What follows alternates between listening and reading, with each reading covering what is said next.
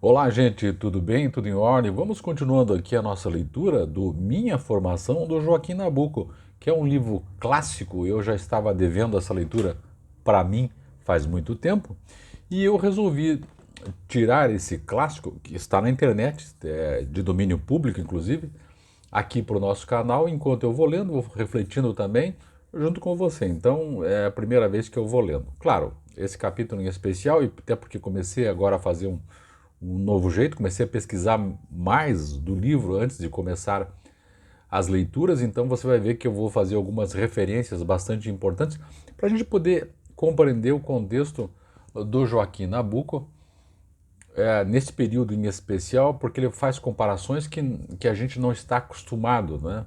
E que é do tempo dele. Então, com referências biográficas do tempo dele, eu vou tentando trazer, na medida do possível, essas referências. Tomara que eu consiga. Aquelas que eu não conseguir, a gente vai resolvendo como é que fica devagarzinho, tá bom? Então, vamos lá. Bom, vamos começar um novo capítulo, então. Agora deixa eu colocar o óculos, vai dar um pouquinho de reflexo, mas é melhor. A França de 1873 e 1874, que foi o período em que ele, Joaquim Nabuco, esteve na Europa, esteve viajando, ele ficou um ano fora, né, como a gente já viu no outro capítulo, tá bom? Então eu vou fazer a leitura dos parágrafos e depois eu volto tentando explicar o parágrafo para a gente poder contextualizar sempre na medida do possível, né, respeitando a minha limitação de conhecimento também. Valeu? Mas é uma leitura muito interessante. Vamos lá. A época em que pela primeira vez tinha Paris por homenagem era historicamente tão interessante que um espírito sujeito como o meu a fortes tentações políticas não poderia deixar de voltar-se para o espetáculo dos acontecimentos, apesar dos meus deslumbramentos artísticos e literários. Bom, aqui no primeiro parágrafo ele traz uma palavra diferente e relembrando, ele passou nesse período todo pelo menos 5 meses em Paris, como a gente já viu no último capítulo. Então, 5 meses em Paris dá para fazer muita coisa. E ele trouxe uma expressão, ó, se você lembrar aqui que eu li, ele disse: a época em que pela primeira vez tinha Paris por homenagem. Menagem, eu até fui correndo a olhar, porque é uma palavra diferente, significa uma prisão fora do cárcere, concessão que se faz a um prisioneiro de ter como cárcere a própria habitação, uma fortaleza.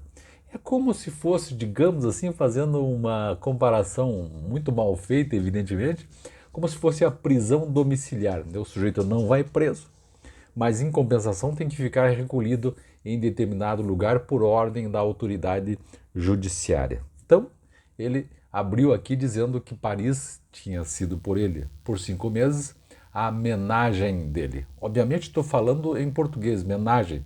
Talvez em francês seja uma outra pronúncia. Legal? Vamos continuando aqui.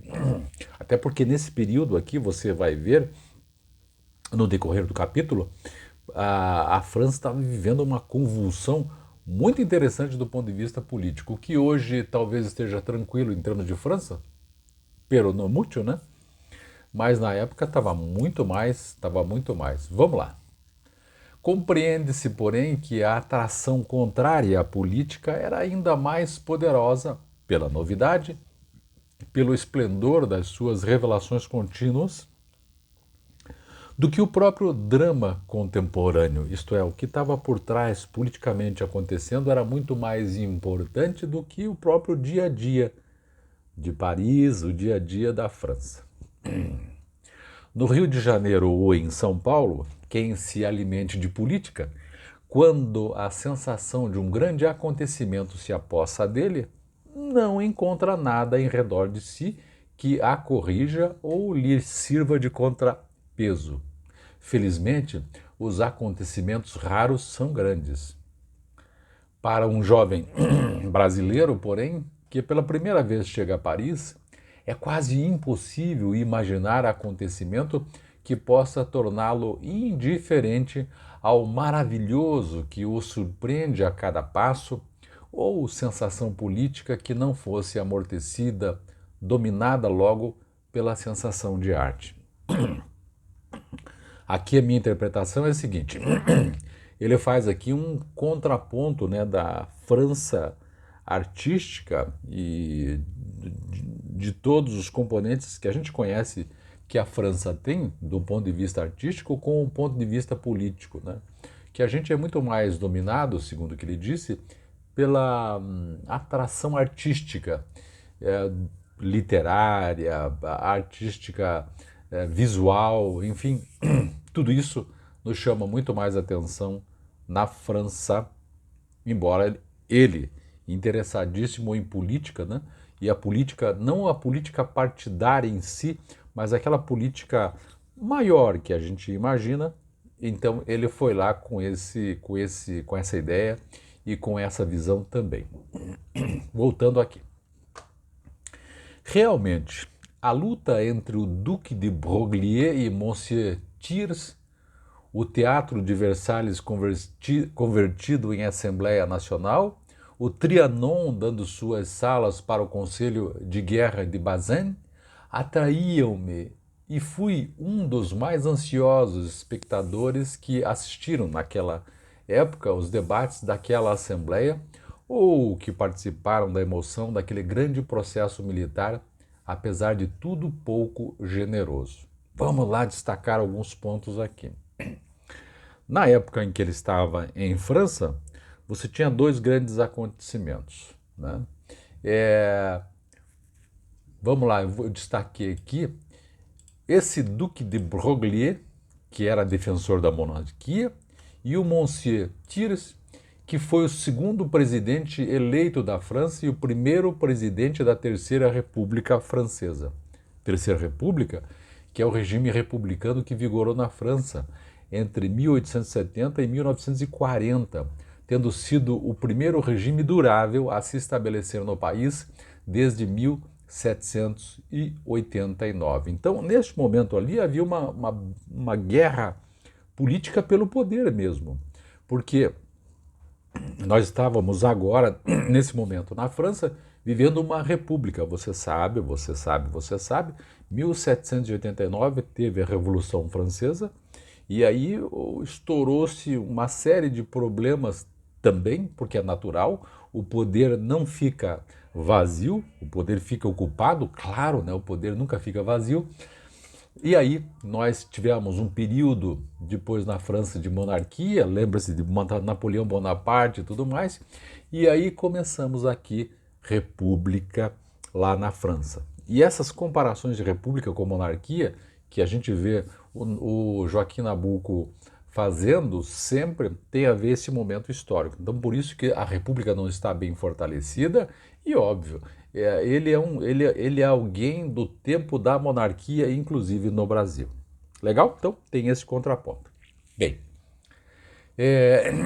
então tem essa confusão política, essa briga entre monarquia e república, por um lado, e por outro lado, o tal do Bazaine, o Conselho de Bazaine, que julgou o Marechal François Achille Bazaine por sua atuação na Guerra Franco-Prussiana. Então veja que há duas coisas acontecendo quase ao mesmo momento. Uma é a guerra entre a monarquia, entre aspas, né, porque a monarquia estava acabando aqui, e o presidente, nessa Terceira República. Então essa guerra, essa confusão acontecendo em Paris, e por outro lado o julgamento, o Conselho de Guerra de Bazaine, que o Bazaine estava sendo julgado em Paris por causa de acontecimentos belicosos. Joia? Então, tudo isso atraía a atenção de quem estivesse por lá, e ele, por uma contingência do destino, estava num momento histórico importante da França. Continuando, que é legal fazer esse acompanhamento histórico, que eu acho interessante, para a gente poder compreender também as palavras dele, senão fica muito vazia essa nossa leitura. Vamos continuando aqui? Nunca hei de esquecer as frias manhãs de novembro de 1873, em que o meu querido amigo José Caetano de Andrade Pinto, depois conselheiro de Estado aqui, e eu atravessamos de carro aberto as alamedas de Versalhes para tomar os nossos lugares na própria tribuna do Marechal Bazzani, que é o cara que estava sendo julgado aqui. E é interessante porque esse Marechal Bazzani, ele foi condenado à morte exatamente nesse julgamento aqui, por conta de supostamente crimes militares lá atrás. Então ele foi condenado à morte pelo governo da Terceira República, exatamente aqui após a guerra. Sua pena daí aqui foi comutada, foi trocada para 20 anos de prisão. Ele tinha sido condenado à morte, mas sabe como é, resolveram trocar. Então você vai ficar 20 anos preso, só que no exílio, para não atrapalhar a política aqui de dentro. O Bazzani aceitou, o Marechal Bazzani aceitou, e ele foi embora, acabou-se, e depois lá na prisão, deveria ficar 20 anos, acabou escapando da prisão. O Bazzani tem uma história muito interessante que eu fui pesquisar, porque a esposa dele era uma mexicana, uma jovem mexicana. Bazzani casou com ela, devia ter 52, 54 anos, e a esposa mexicana 18, 17, por aí. Então a diferença era muito grande. E ela, segundo se conta, acabou organizando a fuga do Bazzani, que estava no exterior. Então, ele acabou se estabelecendo daí na Espanha, onde aos 77 anos morreu sozinho e bem pobrezinho e bem empobrecido em 1888. Então, histórias sempre interessantes, eu adoro esse tipo de história. Então, no julgamento do Marechal Bazzani, eles também estavam por detrás do próprio Marechal Bazzani, viram tudo acontecer, quase os únicos que talvez por lhes sermos estranhos e sermos estrangeiros, tínhamos a coragem de acompanhar daquele lugar os interrogatórios, a acusação e a defesa. Foi nisso aqui tudo que eles assistiram que o Bazzani foi condenado à morte, depois a pena foi trocada, foi comutada para 20 anos no exílio. Legal? No último momento, então, aqui, ainda dentro do julgamento, quando se mandou fechar a tribuna particular do Marechal, que é onde ele estava, passamos para o pretório. É onde fica o julgador, né? O pretório, onde fica o pretor.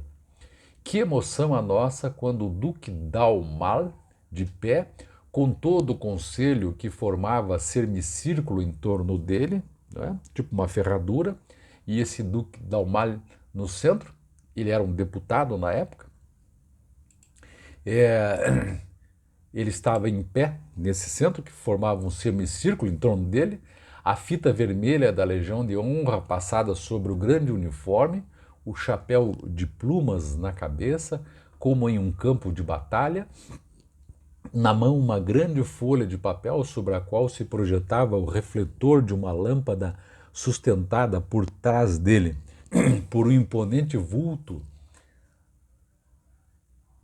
de Ruissé. Aqui é um oficial de justiça, né? Responsável por manter a ordem e executar as decisões judiciais. Então, atrás dele tinha um imponente vulto desse oficial de justiça. Imagine todos eles assistindo tudo isso, né, nesse tempo, com a solenidade de quem, depois de um exílio de 25 anos, representava outra vez perante a França. Leu os três Oui à la humanité, que significa sim por unanimidade, que aqui dizendo qual é a pena, né? Se é por unanimidade ou não, que sibilaram pelaquela sala toda como as balas de um pelotão. Então aqui no julgamento do nosso amigo Marechal Bazzani. Ok? Vamos ver aqui o que nós temos é isso. Então, ele assistindo o julgamento, né? Então, são duas coisas acontecendo. A briga lá da monarquia e a república, para ver quem manda, e aqui embaixo, esse marechal sendo julgado. Próximo, continuando aqui.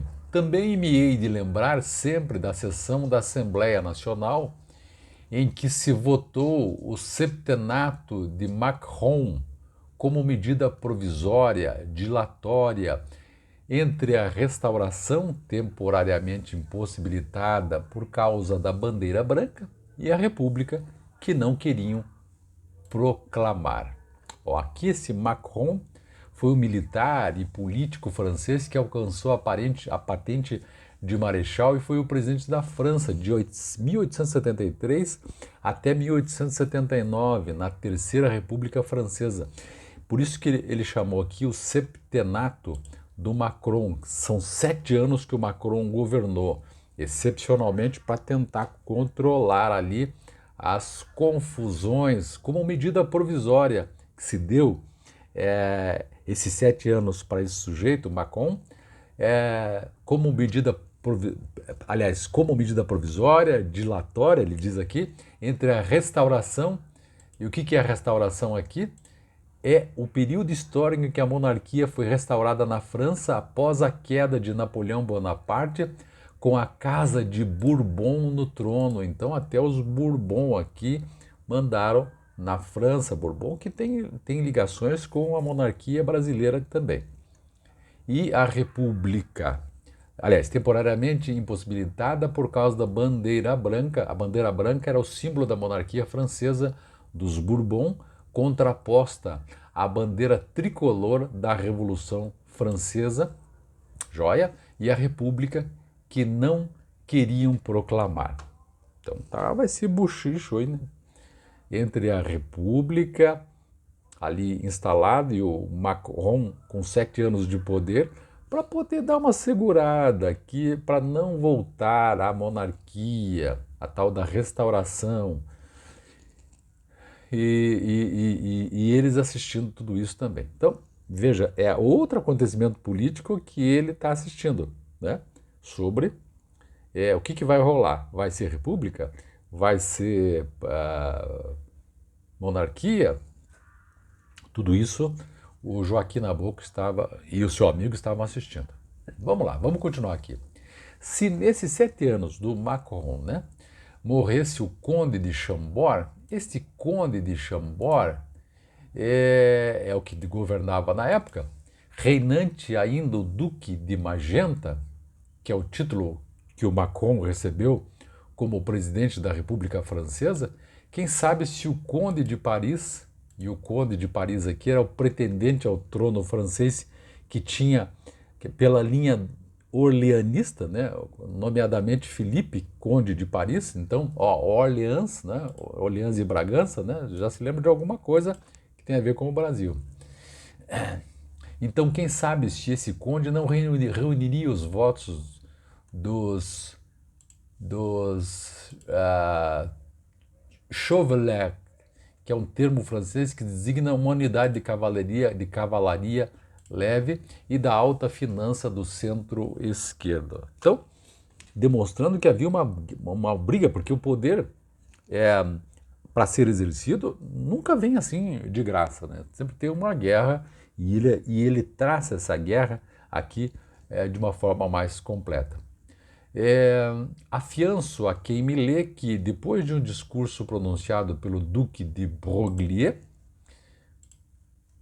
que é um político francês com uma oratória do antigo regime, da antiga monarquia, com o seu acento nasal, a sua perfeição acadêmica, a sua maneira e suas maneiras ancien regime, quer dizer, do antigo regime, ver subir à tribuna o velho Dufour e de improviso, sem frases cadenciadas, sem períodos embutidos uns nos outros como um mosaico literário, tomar entre as mãos o discurso do neto de Madame de Staël, amassá-lo, dar-lhe as formas que queria, até ninguém mais o poder reconhecer.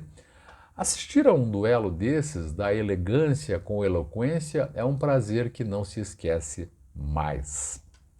Também, aqui França vive momentos também de excepcionais políticos, né, e advogados. Esse Duferre, por exemplo, era um político francês e advogado que desempenhou um papel importante na Terceira República Francesa.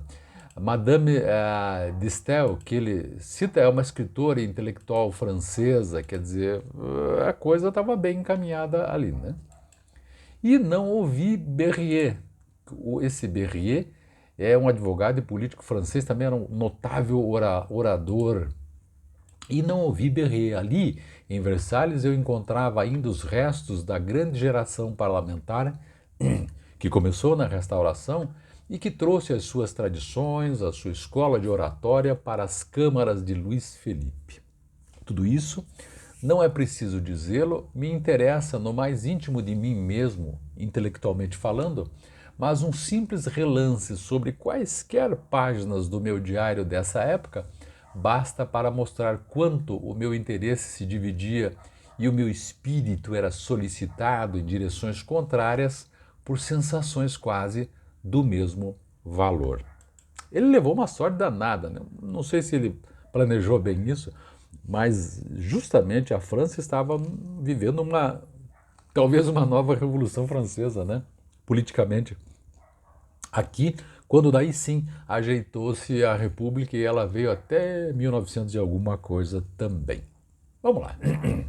Assim, por exemplo, ele está falando que ele vai deixar em itálico o que ele vai dizer, e dizendo que o itálico é para mostrar as oposições repentinas. 19 de novembro, a sessão do septenato, em que foi votada a prorrogação dos poderes do Marechal. 21 de novembro, começo a ir ao processo Barzani. 22 de novembro, então ele vai dando aqui os detalhamentos, as datas em que isso aconteceu. 22 de novembro, visita a Ernesto Renan. Esse Ernesto Renan, gente, é um escritor, filósofo, teólogo, filólogo e historiador que teve uma influência grande no Joaquim Nabuco, e acho, inclusive, que ele vai abrir um capítulo só para o Renan, que ele fez uma visita em especial lá. Aí, no dia, continuando aqui, o que ele fez por lá, no dia 2 de janeiro de 1874, Châteauroux, 3 de janeiro de manhã, Route de la Châtre, bosques de álamos batidos pela ventania, em Nohant às 11 horas. Esperavam-me desde a véspera, tinham um aposento para mim. Maurice Sand, esse Maurice Sand que ele visitou é o Jean-François Maurice Arnaud Dudevant, conhecido como Barão Dudevant, mas muito mais conhecido pelo pseudônimo Maurice Sand, filho de George Sand, Amantine Lucille Aurore Dupin de François, romancista e feminista francesa. Então, Maurice Sand é filho dela. A mulher, filha de Kalamata, a mulher dele era, a mulher do Sand, era Lina Kalamata,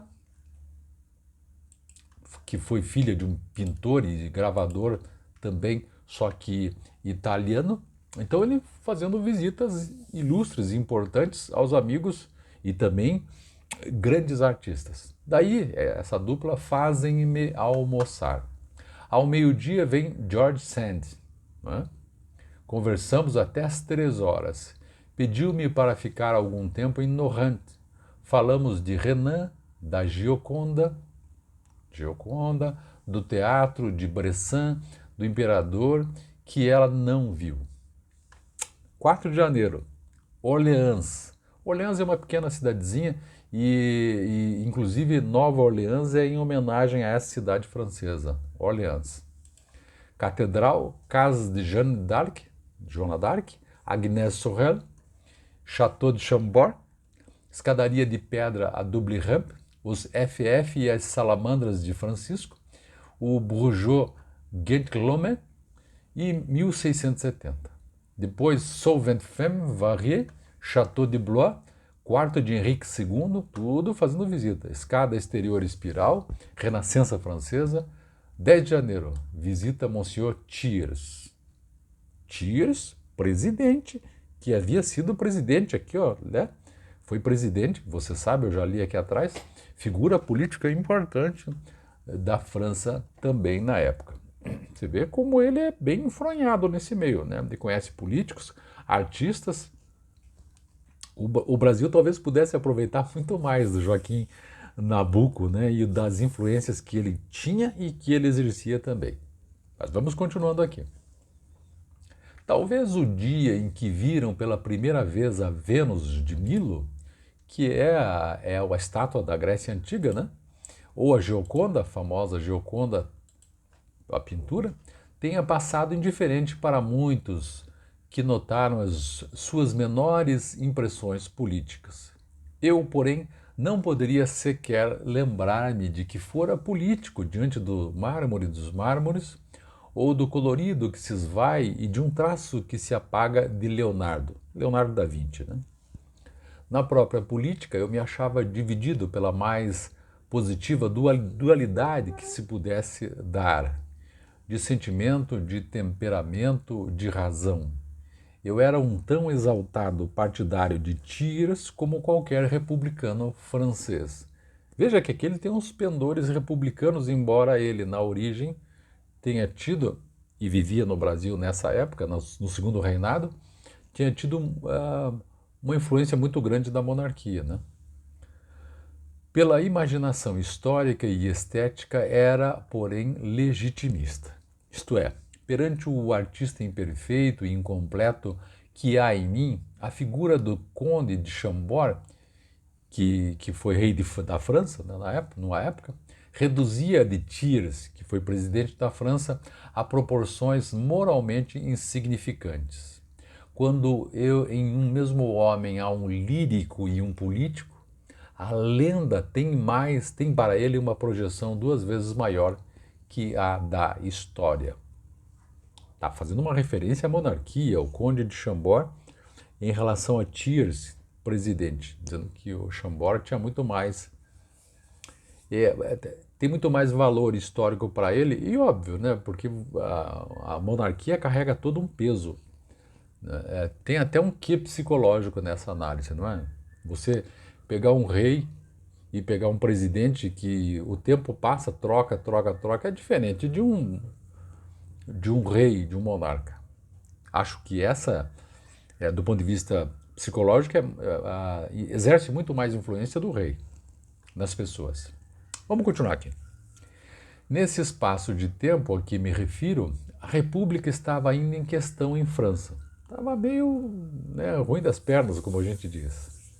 Thiers havia sido forçado a demitir-se e a sua substituição, com surpresa dele, recaíra no seu general em chefe, que dispunha absolutamente do exército, que é o Marechal de MacMahon, o homem que ficou 7 anos lá, porque a Assembleia engendrou esses 7 anos para o general, para que o poder não caísse de novo na turma de antes, que eram os monarquistas. E eu já estou falando aqui monarquistas depois de Napoleão Bonaparte, que Napoleão Bonaparte teve o primeiro e o segundo, e depois eles perderam o poder.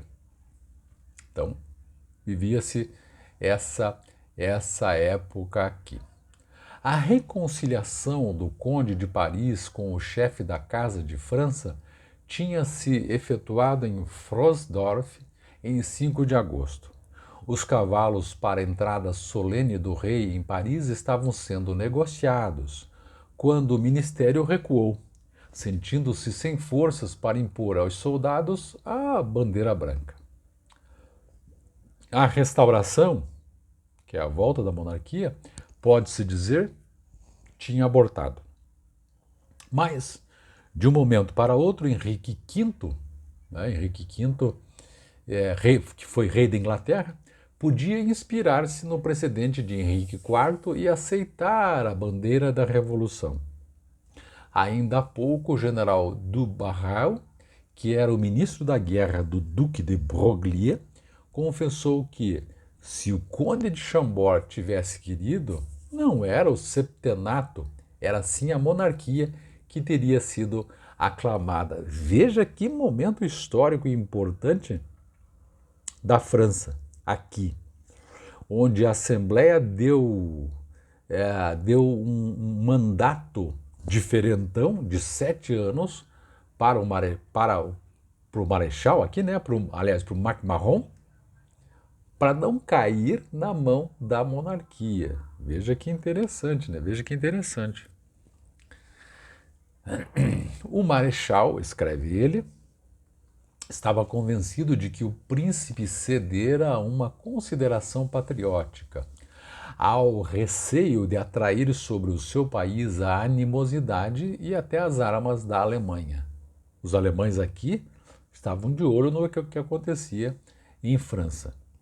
O testemunho recente do Duque de Broglie e do embaixador em Berlim, o Conde de Gontaut-Biron, indicam isso mesmo, que o Conde de Chambord viu que a restauração seria a guerra com a Alemanha e quis poupar à França uma segunda e pior mutilação. Quem sabe também, à vista dessas revelações diplomáticas, se não foi esse mesmo motivo secreto de Thiers para desertar a monarquia?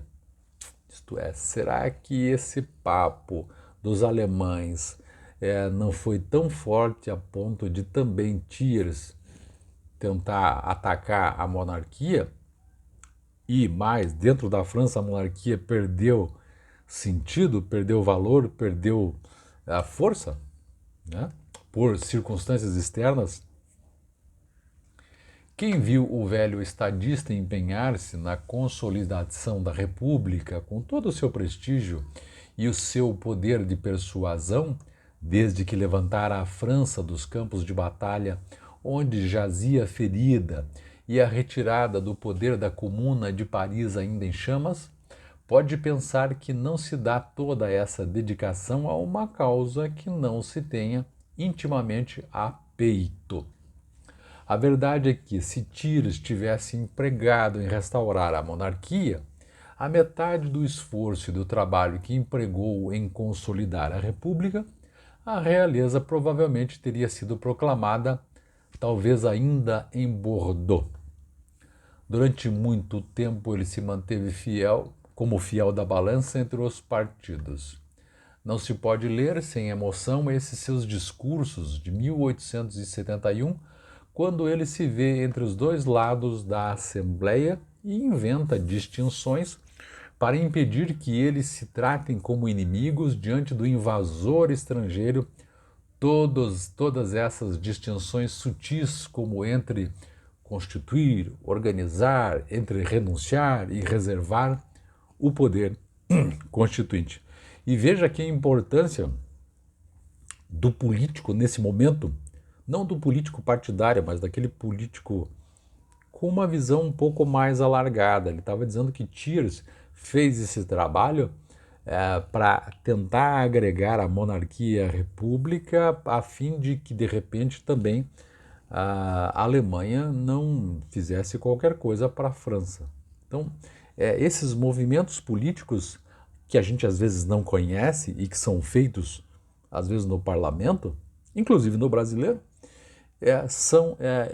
envolvem a história e o futuro de um país. Aqui um exemplo clássico, né?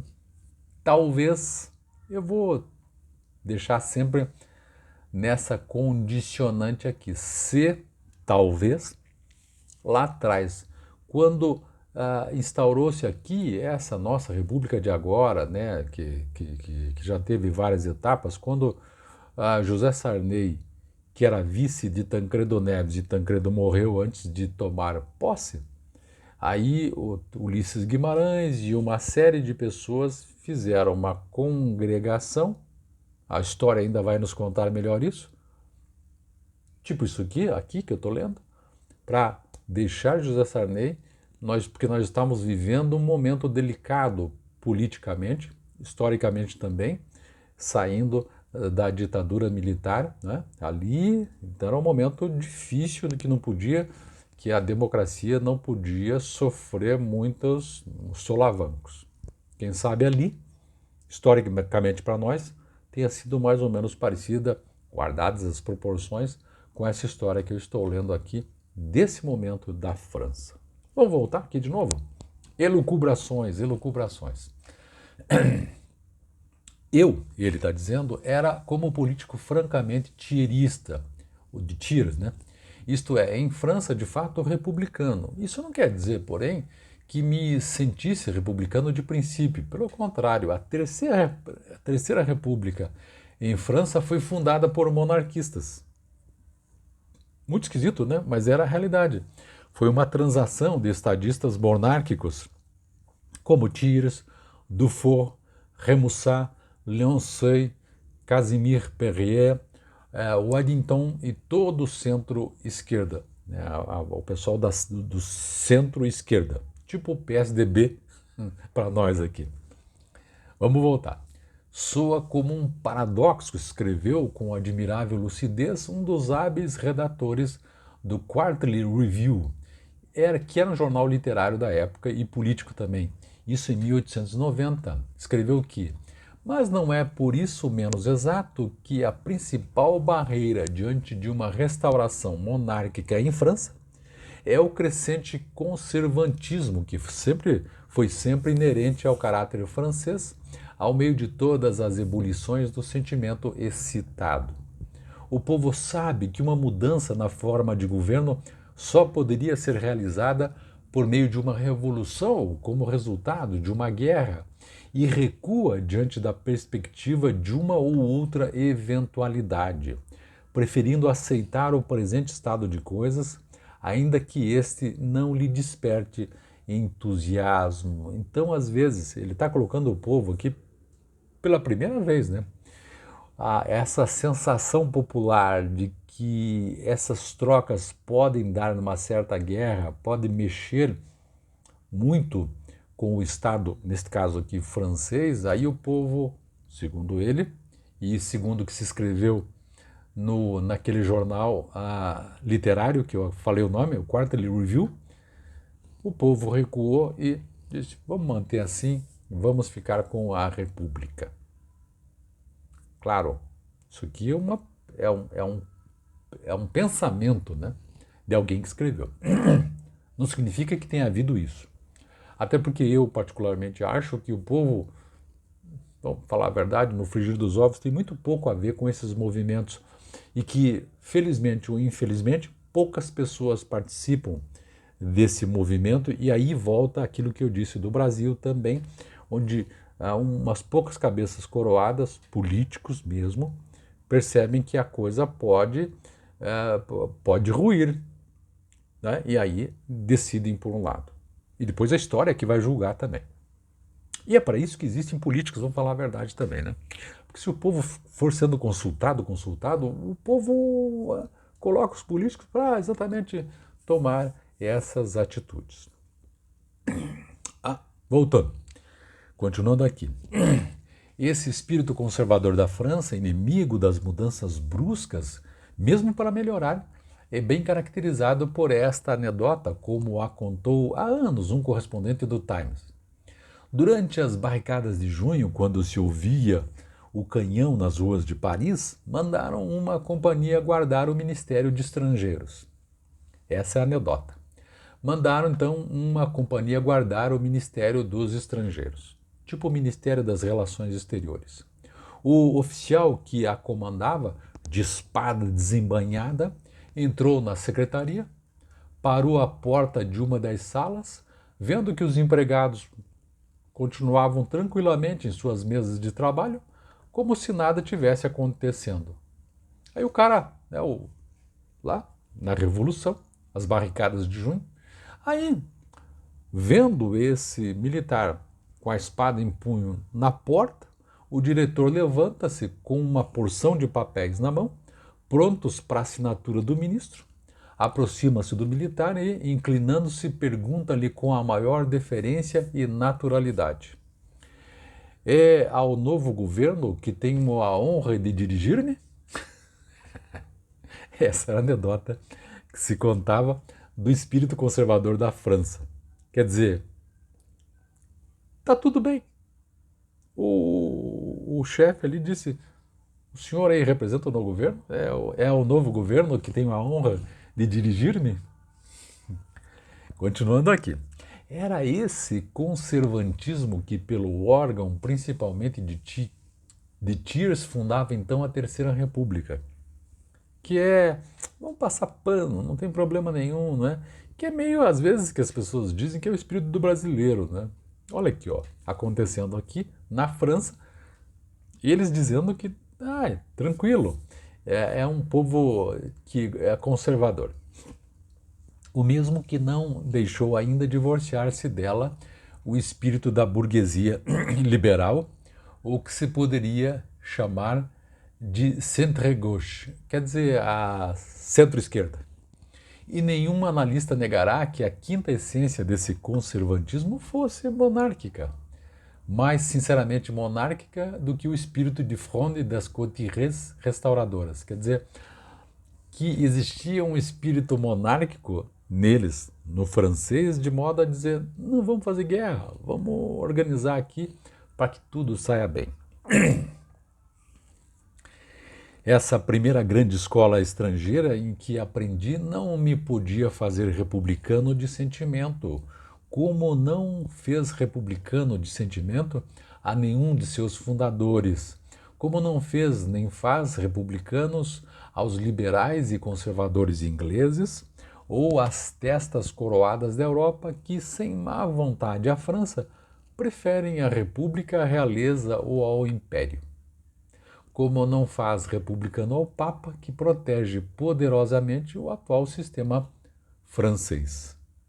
O grande efeito sobre mim daquela atitude de Thiers e dos parlamentares da monarquia de junho era dar-me uma grande prova experimental de que a forma de governo não é uma questão teórica, mas prática, relativa de tempo e de situação, o que em relação ao Brasil era um poderoso alento para a minha predileção monárquica.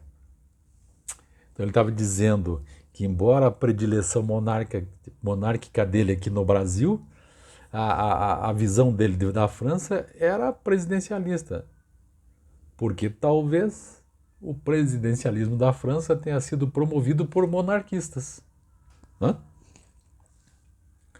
Para continuar, só isso. O grande efeito para este, que era destruir o germe republicano latente, germe de intolerância e de fanatismo. E esse foi o grande serviço de Thiers à França moderna, o de acabar com o antigo monopólio jacobino sobre a ideia republicana. É o mesmo escritor daquela Quarterlies, daquela revista, quem finalmente observa, ainda que por um lado o genuíno sentimento realista esteja quase extinto, por outro o sentimento republicano também, por sua vez, esfriou. A nova geração é republicana no sentido de não acreditar na possibilidade de uma restauração monárquica. O ardente republicanismo dos velhos doutrinários, esse, porém, está quase tão morto como a advocacia do direito divino dos reis, que é defender a ideia de que os reis têm um direito divino de se manter no poder, né? Que isso foi sendo deixado de lado. Essa modificação que está hoje terminada com a República começou em 1871 e foi o resultado da adesão, não foi conversão, do centro-esquerdo à situação republicana criada para a França na Europa pela derrota de Sedan, que foi uma guerra específica que nós tivemos lá. Esse duplo e igual esfriamento do realismo e do republicanismo pode-se dizer que forma a atmosfera natural do liberalismo contemporâneo e da cultura política moderna, e assim como ele aproveitava em França a República, devia aproveitar no Brasil a monarquia. Foi essa grande influência política que exerceu sobre mim a minha estada em França de 1873 a 1874. Agora me resta precisar a influência rival que sofri e a que chamarei influência literária, graças à qual voltei da Europa consideravelmente menos político do que partira. É interessante, aqui nós terminamos o capítulo, então eu vou já para o próximo capítulo. Este capítulo deu um certo trabalho porque tem muitas referências históricas e eu precisava me localizar para poder localizar a nossa leitura. Espero que você tenha gostado, que tenha ficado a contento. Óbvio, o meu conhecimento é muito pouco em relação à França e os aspectos históricos da França, então vou sempre ficar devendo um ou outro apontamento que infelizmente vai ficando, mas que talvez seja uma deixa para que você também leia este livro com as anotações e observando mais coisas dele. Valeu? Então é isso, fique aí. Já já eu volto no próximo vídeo. Subscreva o nosso canal, inscreva-se, deixe o seu recado para ver se esse jeito não tão tradicional de ler está dando certo. Valeu? Um abraço, até mais, tchau, tchau.